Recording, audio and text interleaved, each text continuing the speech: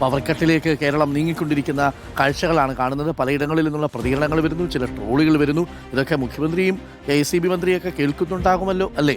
അപ്പോൾ പ്രിയപ്പെട്ടവരെ, രാത്രിവേള ആസ്വാദികരമാക്കാൻ ദിവസവും നിരവധി പേരെത്തുന്ന കോഴിക്കോട് ബീച്ച് പരിസരത്തും ആളുകളെ പവർക്കെട്ട് വലച്ചു.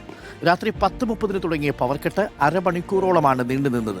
കോഴിക്കോട് നിന്ന് AK അഭിലാഷ് തയ്യാറാക്കിയ റിപ്പോർട്ട് കൂടി ഒന്ന് കണ്ടു. ഇപ്പം സമയം രാത്രി 10:35. ഒരിക്കലും ഉറങ്ങാത്ത കോഴിക്കോട് ബീച്ചിൽ കറണ്ട് കട്ടാണിപ്പോൾ. 10 വർഷങ്ങൾക്ക് ശേഷം വീണ്ടും പവർ കട്ട് വരികയാണ്.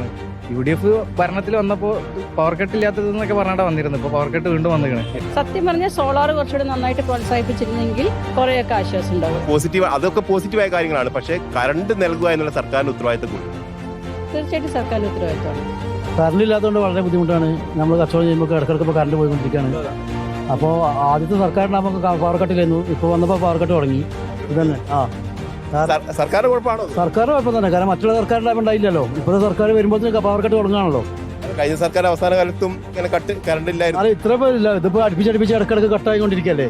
നമ്മളറിയുന്നില്ല, ജനങ്ങൾക്ക് ഉള്ള ബുദ്ധിമുട്ട് തന്നെയാണ്. നമ്മൾ അറിഞ്ഞിട്ട് പവർ കട്ടാണെങ്കിൽ കുഴപ്പമില്ല. ഇത് അറിയാതെ കിടക്ക ചെയ്യുന്ന പരിപാടിയല്ലേ. അതാണ് തീർച്ചയായിട്ടും അതൊരു പ്രധാനപ്പെട്ട പ്രശ്നം തന്നെയാണ്. കാരണം അറിയിക്കാതെയാണ്, ഒരു മുന്നറിയിപ്പും ഇല്ലാതെയാണ് കറണ്ട് ഇങ്ങനെ കട്ട് ചെയ്യുന്നത്.